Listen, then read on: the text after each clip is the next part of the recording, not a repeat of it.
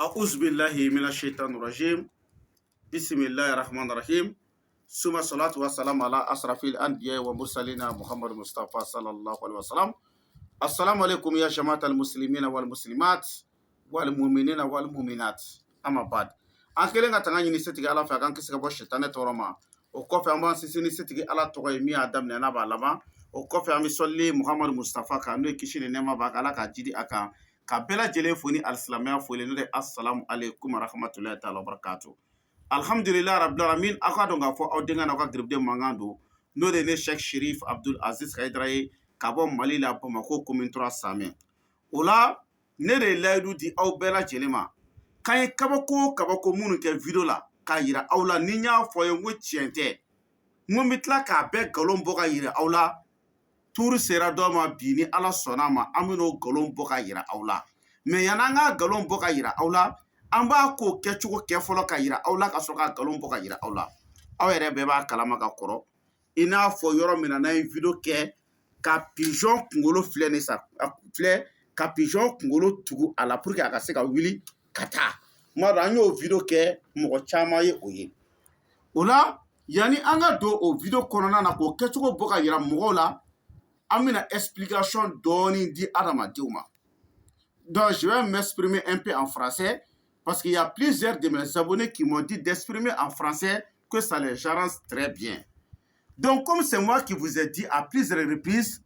les vidéos que j'ai fait, que j'ai démasqué les philomanes, mais je ne suis pas rentré dans le contenu pour vous montrer. Je vous ai dit de vous abonner. De fur et à mesure, je vais venir démasquer la manière dont les philomanes sont en train de vous trouver. Par exemple, et toutes les vidéos, si j'ai fait seulement, je vais dire qu'après, je vais vous montrer comment ça a été fait. Donc aujourd'hui, on est là où j'ai fait et lever le pigeon. Voici la tête de pigeon et voici le reste des pigeons. J'ai fait une vidéo spéciale pour ça, pour coller sur ça et le pigeon s'est réveillé quoi. Donc, avant de rentrer dans ça, donc je vais vous faire passer une information qui est très très claire. Donc, vous savez, chaque fin du mois, le vendredi, on rassemble les gens pour lire Al-Qur'an. Donc, ce que j'aimerais vous dire, il y a beaucoup de personnes qui sont là-dedans. Et chaque mois, là, le dernier vendredi, on fait une grande prière du Coran. Donc, si vous avez regardé la vidéo, si vous voulez vous inscrire, vous allez donner votre nom et le nom de votre maman. Le nom de votre maman. Est-ce que vous avez compris? Plus votre numéro de téléphone. Parce que si le moment va arriver, on va vous appeler pour vous dire que c'est ce vendredi qu'on va faire la prière. Donc, en cas de cas, ce que vous-même vous avez pu donner comme contribution. Donc, j'invite tout le monde, toute personne qui veut s'inscrire à cette grande lecture du Coran qui sera organisée chaque fin de mois, le vendredi. Dernier vendredi du fin de mois, on va organiser une grande prière. Ça sera continuel. Donc, dès maintenant, avant que cette liste soit bloquée, donc, il faut envoyer votre nom, plus le nom de votre maman et plus votre numéro de téléphone. Donc, si c'est mon numéro, après, je vais vous donner mon numéro. Ce même numéro est sur WhatsApp. Donc, si c'est comme ça, vous allez m'envoyer votre nom et le nom de votre maman sur WhatsApp, plus votre numéro de téléphone. Donc, je vais enregistrer tout ça sur une grande feuille. Donc, si le moment va arriver, on va vous rappeler pour vous dire. Donc, ce que vous-même, vous avez pu donner comme contribution, chaque mois, il n'y a pas de problème dans ça. Donc, je vais m'exprimer un peu en bambara. Comme il y a un pigeon qui a wili ka filomonu ka ou pigeon la wili chogomina ka fo pigeon sale kuba la wili chogomina yani nga démasquer mi depuis dans la so David May kalo juma laban amina Qur'an kalambo ke kalo juma laban. Donc ni mogo bi fɛ k'i sen don o Qur'an kalan na i b'i tɔgɔ di k'i ba tɔgɔ di k'i ka téléphone numéro di. Donc an b'a bɛɛ sɛbɛn feuille kan an b'a bɛɛ sɛbɛn cahier kɔnɔ k'a ban. Donc n'a wagati bɛna se an b'i wele k'a ɲɛf'i ɲɛna i yɛrɛ seko mana kɛ min i b'o ci a la i y'a faamuya. donc an bɛ n'o kɛ kalo o kalo donc n'i tɔgɔ donna la ka ban i yɛrɛ bɛ n'a dɔn i yɛrɛ la kuranɛ kalan kalo o kalo e dan b'a la duwawu bɛ kɛla kalo juma laban kalo juma laban ne bolo adamaden yanni k'i t'i sen don manamana ko caman na adamaden kan k'i sen don nin ko ninnu de la o de la yanni a lisi ka fa yanni a jama ka fa i tɔgɔ ka sɔrɔ ka don a la kuranɛ kalan in bɛ kɛ mɔgɔw sigilen ɲɛna kalo juma laban ka duwawu kɛ bɛɛ ye fɛn fɛn tɔgɔ bɛ a la i bɛ se k'i tɔgɔ di a bɛ se ka kɛ hali se t'i ye ka contribution kɛ mais o t'a bali ko duwawu tɛ k'i ye n'i sera ka min k'a la fana komi contribution kalo o kalo o fana tɛ baasi ye n m'a dɔn n'a ye faamuya donc yan'an ka don fɛn in kɔnɔ n ka telefɔni nimoro min ni n bɛna d'aw ma o ne kelen de b'a ta wa o ye ne ka nimoro direct wa o de ye n ka nimoro whatsapp fana ye wa o de ye n ka orange money nimoro fana ye o ye nimoro jumɛn ye o de ye 00223 après 77 90 17 17 00223 après 77 90 17 17 donc a k'a dɔn k'a fɔ denkɛ n'a ka gɛrɛden mankan don n'o de ye ne Cheikh Cherif Abdul Aziz Kayidara ye ka bɔ Mali la Bamako commune 3 Samɛ donc sisan misaliya la cameraman kuma bɛɛ n y'a fɔ n bɛ taa ni ka segin kɛ mɔgɔw bɛ kuma i kan voilà k'i intention tɛ ko in kan kosɛbɛ kosɛbɛ quoi i m'a faamu on dirait que kuma bɛ fɔ tuma dɔ la kuma bɛ e yɛrɛ minɛ i fixelen dɔrɔn bɛ to caméra kan donc yan jateminɛ ka ɲɛ par exemple sa i ɲɛ tɛ ni pigeon in na sisan e ye ni pigeon ye i n'a fɔ sa ka ni kunkolo nɔrɔ nin na ka kunkolo nɔrɔ a la ka sin ka pigeon bila dɔrɔn a ka taa o tɛ donc a bɛ kɛ cogo min na n b'a kɛcogo yira aw la ka tila k'a nkalon bɔ ka yira aw la i y'a faamu donc par exemple ɲɛ bɛ pigeon kunkolo in na sisan bɛɛ lajɛlen ɲɛ bɛ pigeon kunkolo in na n b'a dɔn n'a ye faamu bɛɛ lajɛlen ɲɛ bɛ nin pigeon kunkolo la pigeon kunkolo bɛ position min na aw bɛɛ lajɛlen ɲɛ b'a la donc o la sisan n bɛna mun kɛ sisan ni ala sɔnna a ma aw bɛɛ bɛna ye a bɛna kɛ kɛcogo min na pour que a ka se k'a faamu o la an b'a fɔ welelikɛlaw ye k'u ka hakɛ to téléphone ci la inshallah taala tawfik a bɛ téléphone bila kɛrɛfɛ donc i yɛrɛ ɲɛ b'a la usaz i bɛ caméra fixe kunkolo kan bɛɛ ka kunkolo ye nin tɛ pigeon yɛrɛ ye yan wa pigeon in tɛ ne yan ka ni voilà a fixe pigeon yɛrɛ kan kɛ ka i n'a fɔ sisan ka kunkolo k'a nɔrɔ nin na tan tɛ a filɛ par exemple sani aw bɛɛ ɲɛ b'a la donc an bɛna duwawu kɛ sisan ka kunkolo min filɛ an bɛna a nɔrɔ a la sisan inshallah taala tawfik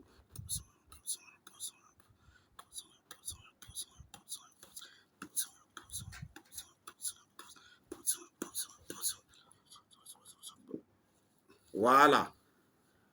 a y'a faamuya voilà lajɛ i ye nin ye cameraman caméra k'a la ka ɲɛ mɔgɔ k'a ye a fɛn kɔtɛ wala a ye nin ye donc sisan taa ni caméra ɲɛfɛ dɔɔni k'an bɛɛ bɔ quoi bon nin kɛra kɛcogo min na sisan ta est ce que ni a ɲɛ ma fɔ mɔgɔw ye est ce que filemaniw tɛ mɔgɔ tromper a la i n'a fɔ fɛn mun salen don heure joli joli o ka se ka kɛ tantɔ o ka se ka labolo ta a kɛra cogo jumɛn n bɛna a yɔrɔ démasquer aw bɛna faamu aw yɛrɛ dabaliya bɛ ban pigeon min filɛ ne bolo yen pigeon fila de don n bɛna yira aw la pour que a ka se k'a faamu pigeon min tun salen don o filɛ nin i y'a faamu donc ale kunkolo n'i y'ale kunkolo yɛrɛ bila position dɔ kan a bɛ se ka kɛ voilà a kunkolo fana bɛ yen n m'a dɔn n'a ye faamu a lajɛ n'i bɛ kunkolo ye fauteuil jukɔrɔ voilà voilà inshallah taala tawfika voilà pigeon dɔ ye kunkolo filɛ nin i m'a ye donc n ye pigeon échanger de donc n'i y'a échanger d'une manière mɔgɔw tɛ se k'a faamu cogo si la donc n kɛtɔ k'a ta sisan n kɛtɔ k'a kunkolo dɔ in nɔrɔ nin na n ye n bolo biri nin de kan sisan tan i y'a faamu o b'a sɔrɔ caméra kɔrɔtalen dɔɔni n ye nin lajigin ka sɔrɔ ka nin kunkolo in ta sisan k'a minɛ n bolo tan ala ye caméra yafa se ka ɲɛ k'a minɛ n bolo k'a kɛ nin cogo la tan k'a kɛ tan donc n kɛtɔ ka kalan kɛ sisan k'a kɛ tan kunkolo min bɛ n bolo in n ye n dɛn k'o bila ka jigin de caméraman na ala ye ka jigin dɛ i y'a ye donc n'i y'o bila ka jigin sisan nɔ n bɛ sɔrɔ k'a kɛ tan a bɛ kɛ komi ni kunkolo in n'a nɔrɔla a la tuguni i y'a ye ça c'est le travail des filomanes des bandits et des trompeurs. Donc toujours il faut essayer de vous abonner, il ne faut jamais regarder les vidéos sans vous abonner. tous les vidéos que j'ai dit que je vais vous montrer, que les vidéos que vous êtes inquiétés sur la DECI, et puis encore, je vous ai dit que c'est pas vrai que c'est le travail des Fleuman. Je vais démasquer de A jusqu'à Z. Je vais vous faire démasquer plus de 400 et quelques secrets africains qui est sur le faux au nom du Coran. Donc, si vous avez une information, vous avez un téléphone numéro là. Au de 00 223 après 77 90 17 17. 00 223 après 77 90 17 17. Et vidéo wɛrɛ min nale ka te wili ardoisi sanfɛ k'a sɔrɔ I m'a sigi tasuma ka ni laturuden ye a ye aw abonné bi n'o fana kɛcogo kɛ ka yira aw la. Vidéo wɛrɛ min fana bi ka na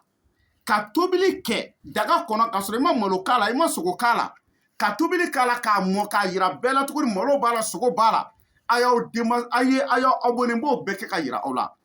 A bɛɛ ni kuranɛ cɛ ka ne Cheikh Chérif Abdul Aziz Haidara balolen to Filomaniw tɛ maa si sɔrɔ k'a tromper. Portefeuille masigi n y'o démasqué a komi mɔgɔ caman m'a ye ni Ala sɔnn'a ma u bɛ mɔgɔw gosi cogo min na ni portefeuille masigi ko ye n bɛ tila k'a vidéo kɛ ka yira aw bɛɛ la mais a y'a dɔn k'anw sɛbɛnnen don Ala la nin ko in na barisa an bɛ ka nin ko min kɛ ka yira mɔgɔw la a man di Filomaniw ye a man di arnaqueurs ye a man di bandiw ye u bɛ tile k'an wele k'an menacer u bɛ tile k'an dɔgɔya u bɛ tile ka manamanakan caman fɔ anw kan. U b'an wele téléphone na ka kuma caman fɔ ka dɔgɔyali kɛ ko wa ko nin ye farafinna danbe de ye n'i y'a ye tubabuw bɛ siran farafinw ɲɛ ko parce que an bɛ se nin ko ninnu de la mais n'an ma ɲɛ an bɛ se ko la an ka ko kɛ ni tiɲɛ ye i n'a fɔ sisan kalo juma laban an bɛ kuranɛ kalan min kɛla ni diɲɛ bɛɛ bɛ ka boli ka don a la n'u b'u tɔgɔ di k'u ba tɔgɔ di k'u ka téléphone numéro di n'a wagati sera u seko ye mun ye u b'a k'a la anw tɛ Ala ye anw fa tɛ Ala ye anw ba tɛ Ala ye wa an tɛ kira ye. An bɛ Ala de wele wa Ala de fana ko kan k'ale Ala wele wa duwawu jaabi bɛ Ala de bolo koyi Ala bɛ hinɛ na de kan ka duwawu jaabi kalo o kalo an bɛ kuranɛ kalan min kɛ ni maa min labɛnnen don a kama I b'an wele k'i tɔgɔ di k'i ba tɔgɔ di k'i ka téléphone numéro di an b'a bɛɛ enregistré k'a bila donc n'a wagati sera an b'i rappeler k'a f'i ɲɛna karisa a wagati sera I yɛrɛ seko mana kɛ min ye n'i ye min don a la o don I m'a faamu n'a y'i diya fana karamɔgɔ nin wagati kɔni ka gɛlɛn anw yɛrɛ ma a ye duwawu k'an ye an bɛ duwawu k'i ye k'a sɔrɔ I ma dɔrɔmɛ di I m'a faamu Ala ko de don yastagfuna mina nas wala yastagfuna mina la an dama bɛ tugu ɲɔgɔn na mais jɔn bɛ se ka tugu Ala la o tuma na sa n'a ye vidéo in lajɛ ka ban a y'aw tɔgɔ n'aw ba tɔgɔ di aw ka inscription ka se ka kɛ Ala k'an bɛɛ sababa ma dɔ ye ne ɲininka ko sala yasini kalan bɛ ka continuer wa Ala barika la an bɛ ka yasini kalan kɛ tuma o tuma yasini bɛ kalan cogo di an bɛ jama fara ɲɔgɔn kan an bɛ yasini kalan siɲɛ 114 alikuranɛ sura bɛ bɛn suratul 114 ma donc n'an ye kuranɛ kalan mɔgɔ minnu bɛ kalan kɛ seko mana kɛ min i b'o de d'u ma kuranɛ valeur tɛ maa bolo k'i bɛ se k'a kɛ dɔ fɔ n'an ye kalan kɛ ka ban an bɛ saga faga Bamakɔ an bɛ saga san 15,000 de duwawu de don a duwawu in jaabi bɛ Ala de bolo an si tɛ se foyi la Ala de bɛ se fɛn bɛɛ la anw bɛɛ Ala ka jɔn de ye wa man yattaqillaha yaj'al lahu makhrajan wa yarzuquhu min haythu la yahtasib wa man yatawakkalu ala Allah an k'an jigi da Ala kan ka Ala wele a bɛɛ ni kuranɛ cɛ Ala bɛ bɔda di anw ma bon u ko nafolo duwawu ta bɛ kɛ cogo di o fana ye duwawu de ye an bɛ yasini kalan siɲɛ 114 ka suratul waqiya kalan siɲɛ 66 ni Alahu hindi bɔ a bɛ bɛn 66 de ma ka suratul waqiya ye kuranɛ garisigɛ sura de ye an b'o kalan 66 donc I seko mana kɛ min ye I b'o fana di kuranɛ kalannaw ma an bɛ sagajigi jɛma 1 faga Bamakɔ an bɛ sagajigi jɛma san 15,000 ka sɔrɔ ka burusi bilenmaden 129 k'o mɛnɛ an bɛ burusi kelen san 200 wari bɛ bɛn 25,000 ani 800 ma sagajigi jɛma ye 15,000 ye bon mɔgɔ minnu bɛ kuranɛ kalan seko mana kɛ min ye Ala deli de don a ko bɛɛ bɛ Ala de bolo an kɔni bɛ Ala deli k'an jigi da Ala de kan k'a fɔ ko n'a duwawu kɛra ko nin dɔ i bɛ wari sɔrɔ nin dɔ i bɛ wari sɔrɔ nin kalo la walima nin san na o tɛ tiɲɛ ye fa'alu lima yuridu fɛn min ye Ala diya Ala b'o de kɛ m'a dɔn n ye faamu donc dɔw ye ɲininkali kɛ ko sala jarabi tulu ma ban wa tulu min n'i b'a mun ɲɛda la n'a b'i ko diya mɔgɔ ye Ala barika la tulu in bɛ ale sɔngɔ ye 20,000 de ye ni Ala ka jɛ ye Ala ka tiɲɛ dɛmɛ Ala ka haminako nɔgɔya a y'aw abonné an b'a ɲini Ala fɛ tuma bɛɛ an kɛ o kɛ ka vidéo kɛ an bɛ yasini kalan siɲɛ dama dama ka Ala wele Ala an bɛ na nin vidéo in kɛ k'a fili diɲɛ fɛ Ala mɔgɔ minnu ka hɛrɛ n'a bi anw bolola fɛnw na an ka duwawu la Ala i k'a latigɛ an n'olu ka se ka don ɲɔgɔn na an ka se ka jɛ ka baara kɛ ala ye maa maa da ko ala e yɛrɛ b'a dɔn n'o ye duwawu ɲini anw fɛ duwawu in tɛ jaabi walama n'o y'an bolo fɛn dɔ san a tɛna ɲɛ u bolo an b'a ɲini ala fɛ hali ni y'an ka video lajɛ ala kana sɔn e ɲini an ka jɛ a kow kunna wala dɔw ye ɲininka ko garisɛgɛ wusula i n'a fɔ wusula min n'a bɛ di sugujɔlaw ma n'u b'a wusu wusula don o don an b'a anbale don o don a bɛ ka ci ka taa jamana kɔfɛ i n'a fɔ commerçants taxibolilaw homme d'affaires bitigi feerelaw biro kɔnɔ baarakɛlaw mɔgɔ minnu ka yɔrɔ tɛ marché n'u b'a wusu ale wusula ye 15,000 ye ala k'an bɛn sababa ma ala ka tiɲɛ dɛmɛ ala ka haminakow bɛɛ lajɛlen nɔgɔya ala k'o kɛ a ka alaya kɔsɔn ali kuranɛ bonya kɔsɔn sallallahu rasulullah a k'a dɔn k'a fɔ denkɛ n'a ka garibuden mankan don n'o de ne Cheikh Sherif Abdul Aziz Hayidara ye ka bɔ Mali la Bamako commune 3 Samɛ ne Hayidara ka téléphone numéro o de ye 00223 après 77 90 17 17 00223 après 77 90 17 17 subhana rabbika rabbil izzati amma yasifun wa salamun alal mursalin alhamdulillahi rabbil alamin